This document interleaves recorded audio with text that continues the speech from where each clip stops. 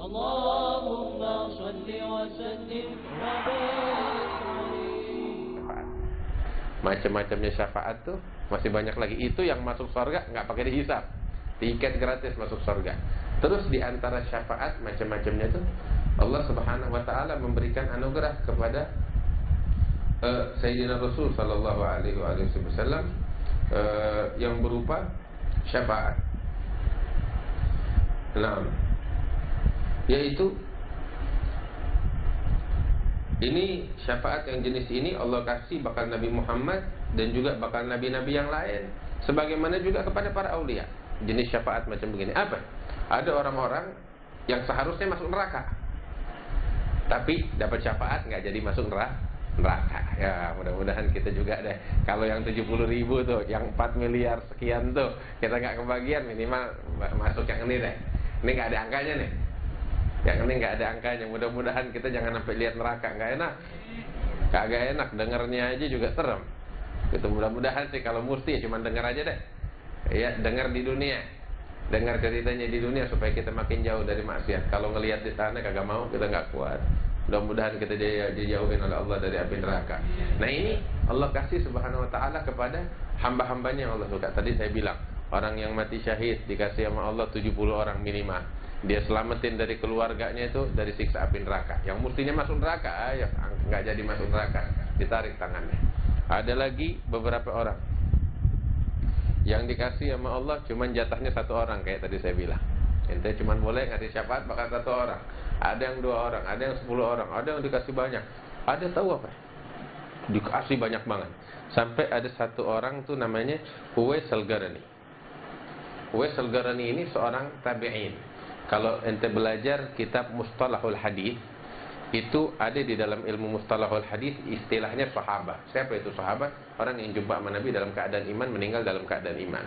Ada lagi yang namanya at-tabi'in. Tabi'in itu yang jumpa dengan para sahabat ya dalam keadaan iman, meninggal dalam keadaan iman, terus hidup bersama para sahabat, mengambil ilmu dari mereka. Tabi'in. Ada lagi namanya al-mukhadram. Mukhadramin itu apa? Orang yang hidup di zaman Nabi Muhammad SAW dalam keadaan iman, meninggal dalam keadaan iman, tapi sayang dia nggak kesampaian, nggak jumpa sama Nabi. Dibilang sahabat bukan, sebab nggak jumpa. Dibilang tabi'in, mereka hidup di zaman Nabi, namanya mukhadrami. Wahada diantaranya adalah Sayyidina Uwais Al-Qarani. Uwais Al-Qarani ini hidup di zamannya Nabi Muhammad SAW, tapi nggak jumpa sama Nabi. Kenapa nggak jumpa sama Nabi? Tahu kenapa? Dia nggak jumpa sama Nabi gara-gara bakti sama mamanya, bakti sama ibunya. Rugi nggak kira-kira dia tuh nggak jumpa sama Nabi gara-gara bakti sama mamanya? Wallahi nggak rugi. Dia saking baktinya sama Nabi sama ibunya tuh, mau ninggalin ibunya nggak bisa. Mau ninggalin kemana? Pengen jumpa sama Rasulullah, nggak kesampaian. Hingga Rasul Sallallahu Alaihi Wasallam meninggal dunia dan dia nggak jumpa sama Rasulullah karena bakti sama ibunya. Tapi lihat, Nabi di Madinah nyebut dia. Nabi di Madinah nyebut dia Uwais Al-Qarani. Apa Nabi bilang? Uwais Al-Qarani, kata Rasulullah, Sayyidut Tabi'in. Pemimpin kaum tabi'in siapa? Uwais Al-Qarani, kata Rasulullah. Allahumma shalli wa sallim alaihi. Kok bisa? Sahabat sampai penasaran, khususnya Sayyidina Umar sama Sayyidina Ali. Ya Rasulullah, ma Uwais? Apa itu Uwais? Siapa dia? Dia bilang, Uwais ini, kata Rasulullah sallallahu alaihi wasallam, majhulun fil ard, ma'rufun fis sama. Dia nggak dikenal di bumi, nggak ada yang kenal dia, tapi di langit dia dikenal. Sebutan namanya terkenal di langit. Bagaimana sifatnya? Dulu katanya Rasul sallallahu alaihi wasallam, Nabi cerita, dia bakti sama orang tuanya. Mau datang ketemu anak nggak kesampaian, kata Rasulullah sallallahu alaihi wasallam, karena bakti sama ibunya. Terus dulu tuh dia ditimpa penyakit al-baras. Baras ada apa? Penyakit belang di kulitnya. Hingga dia minta sama Allah agar disembuhkan penyakit belangnya, cuman disisahkan sedikit tuh belang di bawah ketiak nih. Katanya Rasulullah. Kenapa minta disisahin tuh? Jangan biarin, biar ada tetap. Supaya setiap kali dia ngelihat, dia ingat nikmat Allah yang Allah berikan sama dia. Nikmat sehat, nikmat afiat. Minta begitu. Itu tandanya dia begitu. Hada Uwais Al-Qarani dianggap sama kaumnya sebagai orang gila. Padahal dia nggak gila. Orang yang taqwa, orang yang saleh. Disebutin sifat-sifatnya sama Nabi Muhammad SAW secara terperinci. Sampai Nabi SAW bilang sama Sayyidina Umar, Sayyidina Ali, ya Umar wa ya Ali, idza antuma lagituma Uwais al-Qarani fatluba minhu du'a.